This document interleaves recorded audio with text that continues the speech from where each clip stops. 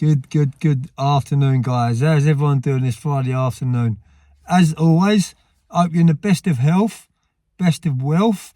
I hope you're being the best version of yourself you could possibly be, because these days that's the only way to be. Welcome to my channel, guys, Joey Barnett TV.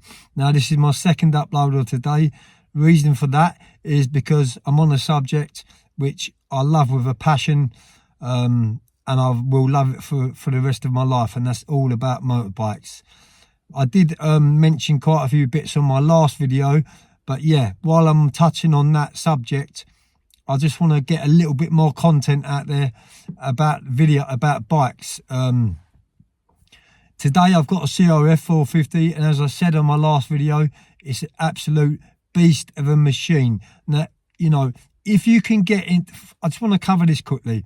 If you can get into something which you love, it might not be bikes, it could be RC cars, you know, it could be sports, it could be walking, it could be anything what you desire to enjoy, anything what you've enjoyed as a kid.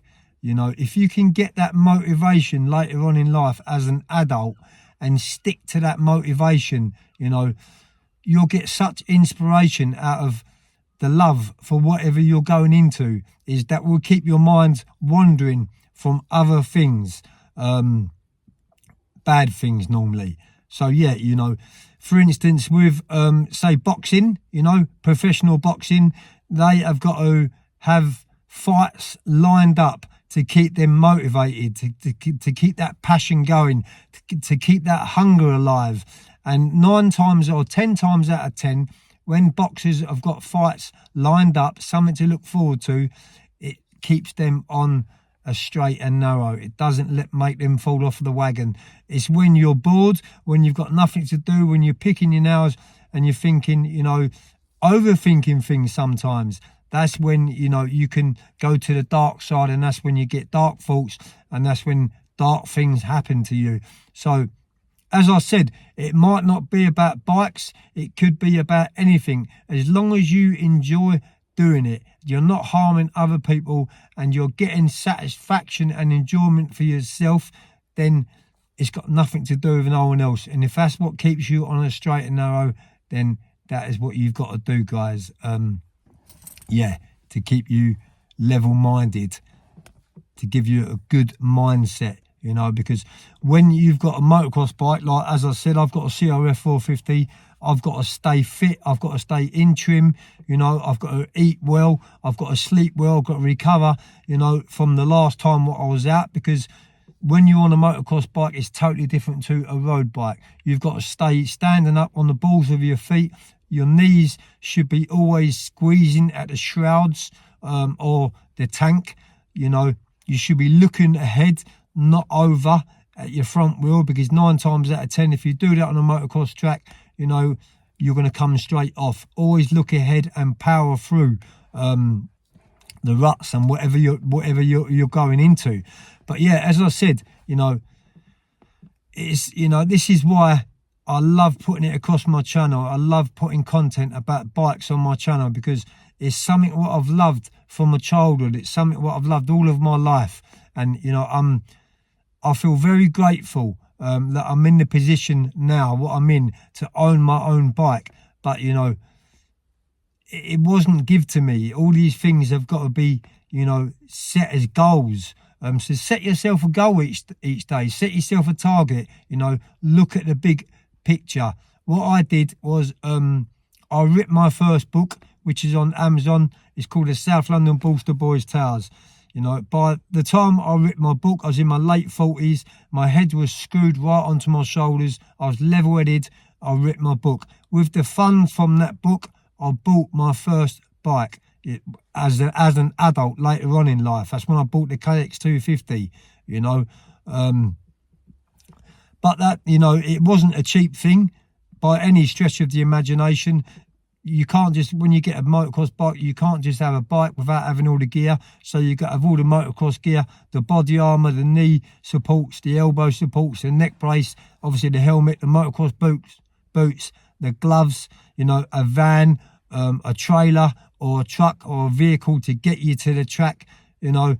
sometimes during the summer, I load my bike up, like on my trailer or on my truck or whatever vehicle I've got. And sometimes, you know, I'll drive for a few hours at a time to get to each track. And you know, when I leave the track, it's not till late in the afternoon. So it's dark, you know, it's very dark.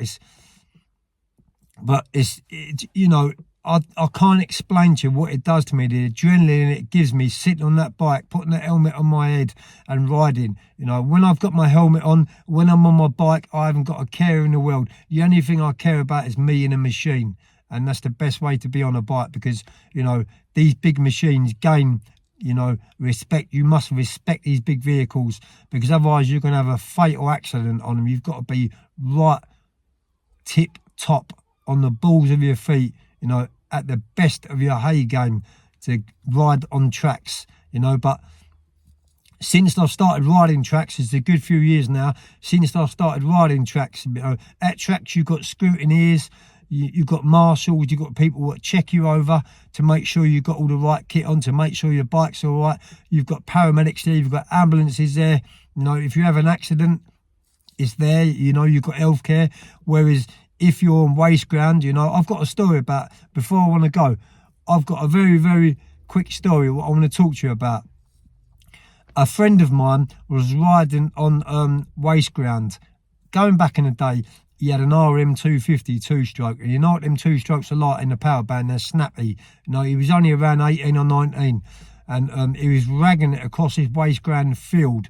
I don't know what speed he was doing, but he was, you know, ragging it because it was a stubble field. So he was opening the bike wide open, and the grass was long, but he didn't see the manhole cover without a cover on, and his front wheel went straight down it. It went flying over the handlebars, obviously, rolled. You know, he broke the bottom of his back.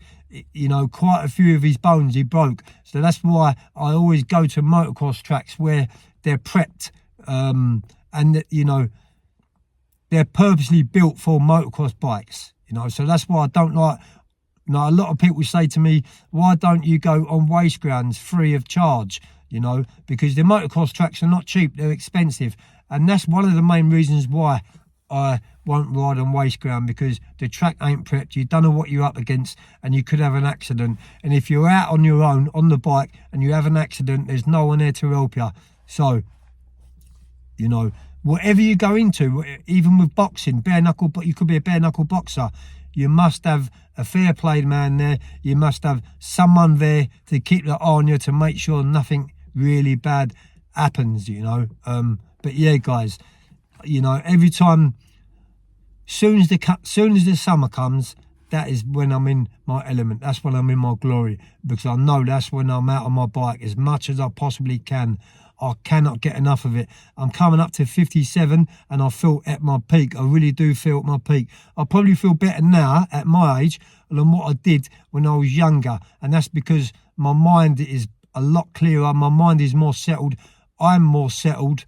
I'm more clued up, so I know the dangers, what's ahead of me, you know, bits and pieces like that. So when you're younger, your game, you know, you don't look at the big picture. You hit these big jumps, you hit these big ramps without a care in the world. But when you get a little bit older in life, a little bit more savvy in your mind, you know what you're up against. So, you know, I don't hit the jumps as hard as what I used to, but I still do hit the jumps. But this time I hit them like perfect, how you're supposed to hit them, you know, landing on both wheels and, you know, hitting the power when you're up in the air, you know, to get you across a little bit further. If your front brake, when you're up in the air, your bike tilts forward and you're going to land on your front wheel, you're going to have an off.